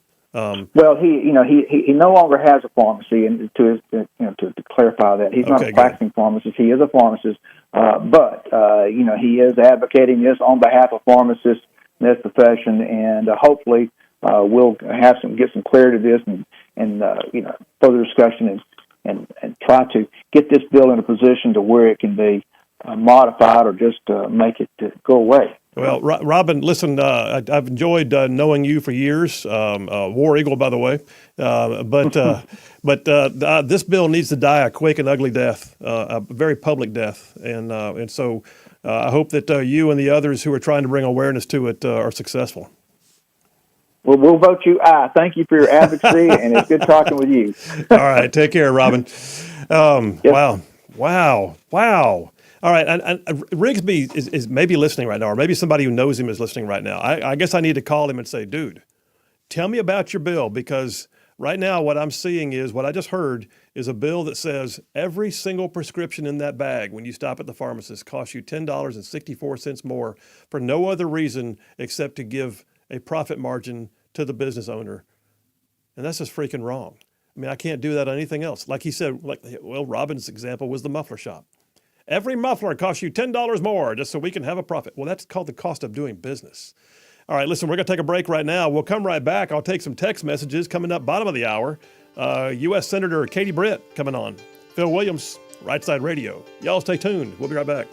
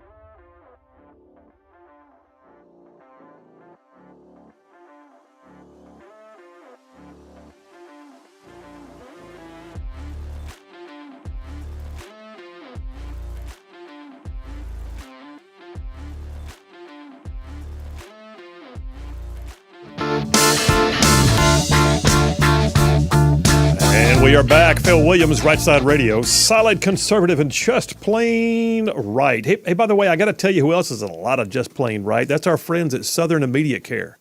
Southern Immediate Care, a chain of clinics that covers a huge swath of ground across our overly broad listening area. Y'all, I'm talking about in places like Gadsden, Anniston, Atala, 6 more locations around the Birmingham area. Listen, Southern Immediate Care at all their locations open 7 days a week. 7 days a week. Get sick on a Saturday? You don't have to wait till Monday. Southern Immediate Care. And oh, by the way, they'll see all ages. I like to say it's from pediatric up to geriatric. They'll see them all. And by the way, this is who I use personally. It is. And I don't say that because they advertise. I was already using them and thought I could brag on this. And I went and asked them. And they said, you know what? Yeah. Turns out they're owned by a right side ruffian. Anyway, Southern Immediate Care in all their locations. You need medical attention. Look them up, find the location nearest to you, head on down there. I think you'll be pleased with how clean, friendly, professional, and everything that they are. Southern Immediate Care. And tell them you heard about it on Right Side Radio. I'd appreciate that. All right, I'm going to put a cap on this this segment I'm doing called Attacks by Other Means. I talked about it somewhat in my opening monologue earlier in the show. If you missed it, you can always get it on our podcast. It'll be up to tonight or tomorrow at the latest. Big Rig get it all set up and put in podcast form. But yeah, the podcast was, the monologue was actually called Taxation by Other Means. That's what this dipper's called, Taxation by Other Means. Here's an article called Taxation by Other Means that comes from the Foundation for Economic Freedom. And it talks about the fact that we look at different ways that government can actually tax us. It's not just when they say, okay, 6 cents on the dollar. That's a tax, sure, sales tax. It's not just when they say, okay, 10 more cents at the pump. That's a gas tax. It's not just the level you fall into for income tax. How about when they do things like put regulations on you that change the cost of what you buy because they made it more difficult to make the things that you need and you have to buy? Regulations are like a hidden tax. Then they got things like price supports where they prop up an industry or they give subsidies. And where'd they get the money for that? Tax dollars. And it drives the cost up for you to support those things that government decided to pick the winners and losers on. And then you got other things that you can look at that boggle the mind. This article ends with this statement. It says, a tax isn't necessarily money that we give the government. Rather, a tax is a way for the government to control us. Taxes of all types make us the servants of the state, both when we send tribute to Washington or when we work to satisfy regulatory mandates. Taxes, it is said, are the price we pay to live in an orderly society. That's fair enough. Just don't forget that this price includes far more than just the coins we drop in Uncle Sam's coffers. And it's true. Think about this. I'm going to tell you, I think there's 4 reasons why we have taxation. One is just for essential services. Roads, bridges, police forces, military, all that. Taxation for essential services, we get that. Then there's taxation for behavior modification, like the so-called sin taxes. We're going to put an extra $1 on a pack of cigarettes because we don't like the fact that you smoke, so we're going to make it hard for you to buy them. Behavioral modification tax. How about punishment? Levies and fines. Remember the vaccine mandates? OSHA was going to come into your private business and assess massive penalties if you didn't get everybody vaccinated. That's a punishment tax if you get down to it. Then there's control, like licensure boards, where they increase the cost of what it takes just to get a license to be, I don't know, a massage therapist or a hairdresser or a nail salon. Everything's got to have a licensure board in the state of Alabama. It's ridiculous how much licensure there is. What is that? That is the government control tax. So yeah, taxation by other means. Essential services, behavior modification, punishment, and control. All right, folks, listen, we're going to be up with Senator Katie Britt. Y'all stay tuned. We will be right back.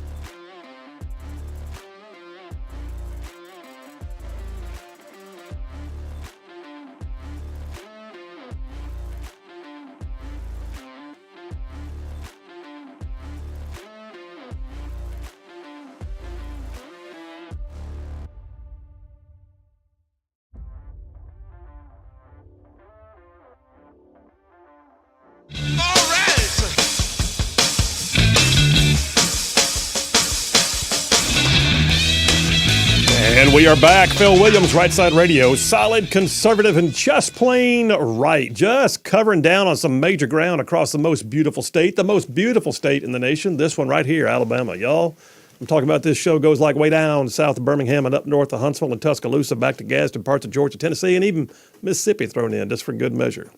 All right, listen, we're going to talk to somebody else right now who's been covering a lot of ground lately, and that's our U.S. Senator Katie Britt, who is calling in right now. Senator Britt, how are you doing?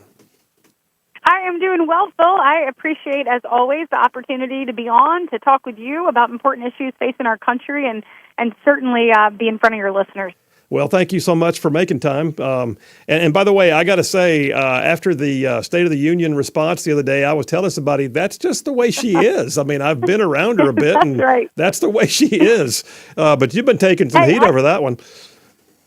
You know what? And I'll take it every day. I mean, if being passionate about the things that we care about the values that make our country so great, giving people a voice who feel like they don't have one. I'm gonna fight. I'm gonna fight for faith, family, and freedom, and I'm gonna keep doing it. And we were talking, and I said, you're over the target when you're taking on flack. So let's go. That's exactly right. Well, and by the way, ain't nobody had really much to say about the content, did they? All they could do was try to find something else to pick on. But that's right. Hey, too much passion, and I think if we had more people that were serving us in elected office with a little bit more passion, I don't think we'd be in this place in the country. Dadgummit, that senator's got too much passion. We can't have too much passion. That's right. We're going to fight for the things people care about, and not apologize for it. So thank you. Well, listen. Speaking of things we care about, something that has really gotten a lot of attention, and well, by the way, it was even in the State of the Union that night because Marjorie Taylor Greene had the "Say Her Name" thing. But there's something called the Laken Riley Act, and Dems are blocking it thus far. Tell us what you know. Yes. So, well, first off, let's drill down to the State of the Union, as you just mentioned. You have President Biden, who calls her Lincoln Riley and not Laken Riley, and then calls her murderer an illegal. And when it comes time for him to, quote, apologize, it is not to Laken's family for getting her name wrong, but yet he feels the need to apologize to her murderer for mislabeling him. And actually, that is what the liberal media demanded. And I want you to look at this. There is no greater contrast in what happened on that Saturday. You have President Biden, who apologizes to Laken Riley's murderer for mislabeling him, but yet at the same time you have President Trump embrace Laken Riley's family. And I think that is a clear choice about what we have in front of us in November. And on that note, you have Senate Democrats, to your point, blocking the Laken Riley Act from becoming law. So it passed the House. I want to thank Congressman Mike Collins. He actually brought it forward. It's a very important piece of legislation. It requires ICE to actually detain and deport illegal aliens who commit theft or burglary. So if you are here illegally and you commit theft or burglary, then we're going to turn you over to ICE, and we are going to both detain and deport you. It also allows attorney generals to be able to sue the Secretary of Homeland Security for violations of parole, which I want to talk about in a minute. But importantly, that piece of legislation, the Laken Riley Act, passed the House in a bipartisan way. Honestly, every House Republican and 37 Democrats joined them. That's pretty big. Senator Ted Budd. Yeah, it's just huge. I mean, Phil, you know that in this day and age, it's rare that happens. And it's because they know that this is common sense, and we've got to start making sure that we are protecting American citizens. Well, so Senator Ted Budd, who is one of my freshman colleagues, he is from North Carolina, and I came together, and we actually introduced the companion bill of this in the Senate. Unfortunately, when we went to the floor and Ted tried to get it passed through unanimous consent, Senate Democrats stood up and blocked it. And it is mind-boggling in the face of what we are dealing with across this country that Senate Democrats and continue to refuse what's needed to secure our country and secure our homeland. And I think there is no greater abuse of this and what we're seeing from the Biden administration under his parole authority, which the man who, Laken Riley's alleged murderer, actually was paroled by choice by Joe Biden into this nation simply because of where he is from and without proper vetting. And we're seeing that, obviously, it's called the CHNV program, and we're seeing the destruction across the country, honestly, Phil, and it's got to stop. And Senator, I'll be honest with you, if I recall correctly, correct me if I'm wrong, but if I recall correctly, Laken Riley's murderer was not only paroled in by the Biden administration, but then he was detained at least twice by soft-on-crime local officials who chose to just let him go. In other words, we had 2 or 3 bites at the apple to try and get this guy, and liberal policies ruined it every time, and a young lady's now dead. Absolutely. You have a young woman, a 22-year-old, beautiful nursing student who laced up her tennis shoes to go on a run one morning, who never had the opportunity to return home because of exactly what you just said. Yeah. 2 times, one in New York and then the next month in Georgia. And they didn't, you got to follow through. And that's why this Laken Riley Act is so important. We're going to try to attach it to the bill that is coming forth, the appropriations bill, the FY24 appropriations that are left. So Senator Budd and I are going to try to attach it because we believe it is that important. And when you talk about the parole authority, I want to put this in perspective for your listeners because this is something the liberal media is not telling you, and we have to make sure that we are raising our voice and telling this story, and that is of parole. So if you look back, so the president we heard a lot about asylum abuse, and that is absolutely happening. Yep. The drug cartels are abusing asylum. They tell these people what to say and how to say it to kind of circumvent the system. But then in many cases, then you look at the Presidential Parole Authority. So if you look back under President Obama, and I did just say that, Obama and Trump, they use the Presidential Parole Authority to the tune of, on average, about 5,600 people a year. So they use this authority, 5,600 a year. Now, you look at Biden, and he has averaged every fiscal year of paroling 1 million people into this country. Yeah, 1 million people. 1 million people. Lindsey Graham has the facts. He went in, dug in, and got them. Obviously, his role on both appropriations and on judiciary. Look at that abuse. 5,600 under the previous 2 administrations, and on average 1 million a year under this president. And so you look at one of the ways he does this, that CHNV program. Not only was the man who murdered Laken Riley paroled under that program, so chose to be paroled, but also you've heard the story of the Haitian who was yes, that's where I want to go next. Great. To New York. Yes. He's flown in through this parole authority. So load him up on a plane, fly him in on taxpayer dime, and then raped a disabled young woman. There, it is absolutely mind-boggling. And when is the president going to understand enough is enough? Well, so listen. That I'm going to. I mean, we could talk an hour on that one topic, but I've got a limited amount of time with you, so I want to springboard from that to something else because here we are looking at a Haitian who is paroled in with a flight, like he didn't just like sail a boat over here and then be given amnesty at the border. He was flown here by the Biden administration. In the meantime, Haiti is falling apart. I mean, it's the Somalia of the Caribbean right now, and we have 1,000 Americans who can't get out. So here we've been shipping Haitian criminals in, but we've got 1,000 Americans saying we can't get out, and the country's falling into anarchy. That makes no sense. I mean, there's nothing there that brings rhyme or reason to the decision making.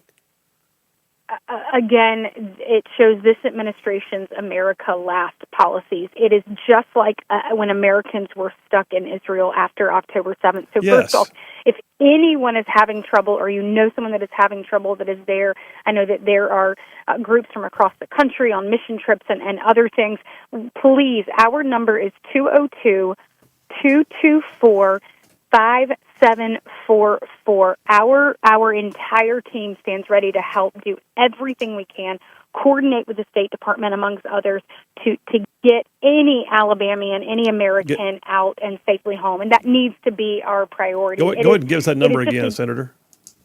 It is 202-224-5744. Okay. And call our front desk. Let them know we stand ready to help. We have it is mind-boggling that here they are chartering planes for taxpayer dollars to bring Haitians to roll out the red carpet there at JFK, and then when we have Americans there, they're scrambling for what to do next. So we stand ready to help. And this also shows you, obviously, there are innocent Haitians that are there, but part of the CHNV program, these people, there could be violent criminals that are part of what we see going on there, that are literally paroled into this country, blanket paroled, without proper vetting under the Biden policies, and he refuses, despite what is happening across our country to innocent Americans, he refuses to stop it, and that is completely and totally unacceptable. Well, Senator, well said. So let me ask you this: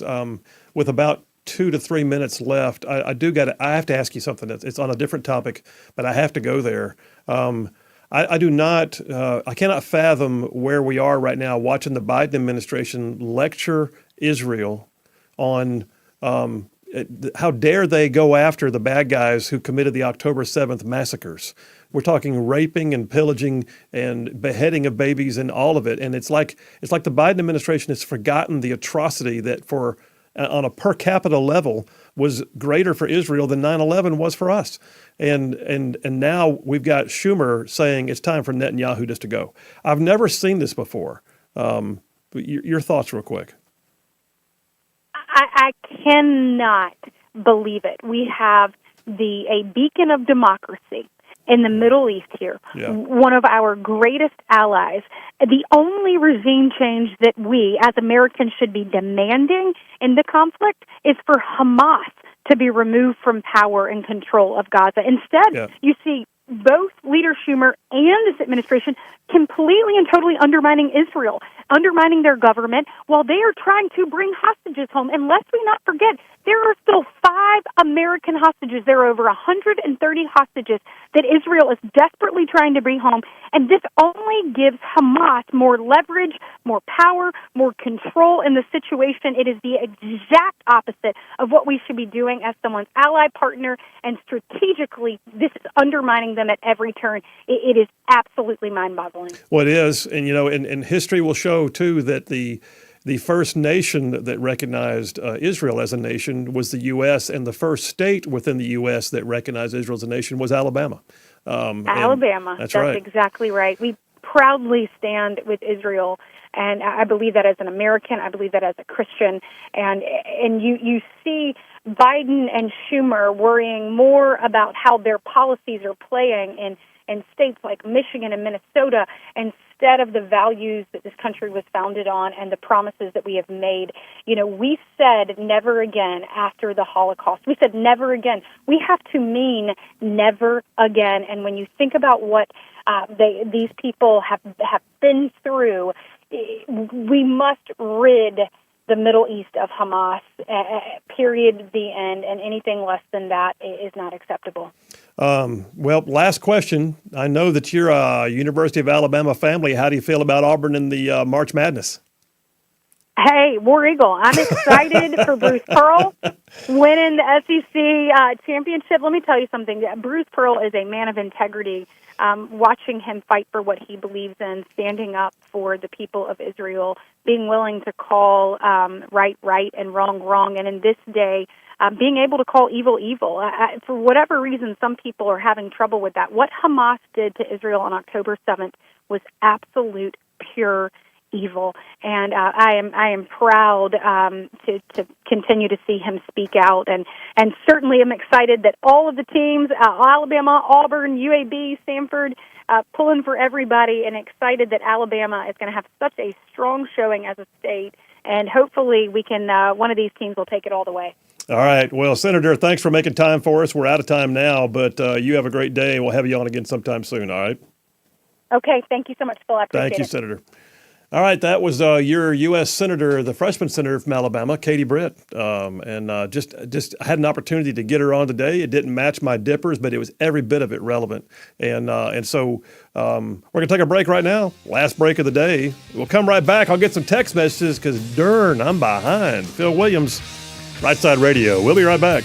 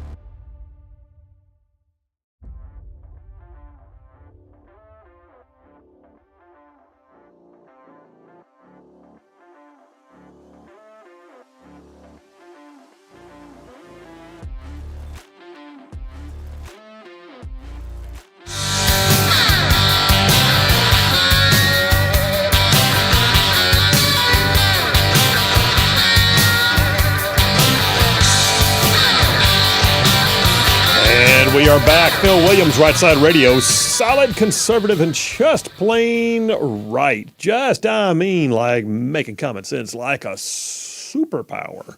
Got a bunch of text messages. Did not even get a chance to get through them earlier. So keep in mind, this show, we have covered all three dippers. All three dippers done today.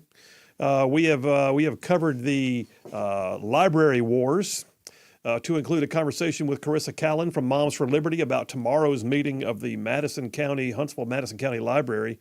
Then I went into the lies of health equity and how diversity, equity, and inclusion and critical race theory and, all of it are merging themselves into our medical communities. And then I went into a tax by other means, which is basically that, taxation doesn't always occur just because someone, actually put a extra percentage on what you have to pay. Sometimes it comes through other means too, like regulations or, punishment or trying to control your behavior. There's all that. Then we had a great conversation with Robin Stone about that and a bill, HB 238, which from what I know of it right now, I just despise because it is designed to do nothing but do price fixing on prescriptions and does nothing for the consumer except raise prices. And then we had U.S. Senator Katie Brett. So all the above, these text messages could be covering all of it. Let's see what happens. Jeremy from Huntsville says DEI stands for demonizing the exceptional or intelligent. Wow. Very well done, sir. Jeremy, thank you. John from Harvest. Next time some activist starts talking about systemic racism, agree with them. The systemic racism exists, and it's called DEI and those who support it. That's true. I mean, so just John from Harvest. So John, why don't I'm about to say, why don't they see it? I know why they don't see it. They don't want to see it. Either that or they do see it and they're pretending. But yes, they flipped the script. Glenn from Blunsville. Seems like the AMA, that's the American Medical Association, is going down the same road that the airlines are going down with pilots. Whew. Okay. Kim from Danville says, besides all of the racial garbage going on in all of our society, I wish the institutions of higher learning and educators in charge of instructing our surgeons or doctors could focus more on the education of what helps their patients and not all this DEI mess. They already missed the mark enough without this distraction. Just as an example, my very white country bumpkin mother was misdiagnosed with a diabetic neuropathy when she actually had a spinal cord injury about 10 years ago. Wow. Man, I'm sorry to hear that, Kim. Mike from Athens sent me a meme. What did he send me? Oh, wow. Okay. 2020, close small businesses. 2021, force them to lay off their employees. 2022, reopen businesses and rehire employees. In 2023, call it growth. Yeah, that's exactly what they did. Ron from Tuscumbia says, does this affect Medicare? It does not. You're talking about the prescription plan. What I understand is Medicaid, Medicare are not impacted by this. It would be employer-based health care. I'll tell you what, I have to skip a few of these and go get the grades. John from Huntsville says, Big Rig's awesome performance earns him an A++. However, today's co-winners are Phil and Katie Brett with an A++. Whoop, whoop. Perfection and congratulations. Also want to say War Eagle. However, I have Houston winning it all and Alabama going home in the first round against Charleston. That's John from Huntsville. All right. Listen, you guys have an amazing night. We do what we do because of you. Ain't no other reason to be here except for the opportunity to be with this audience. You guys have a great night. We'll see you tomorrow.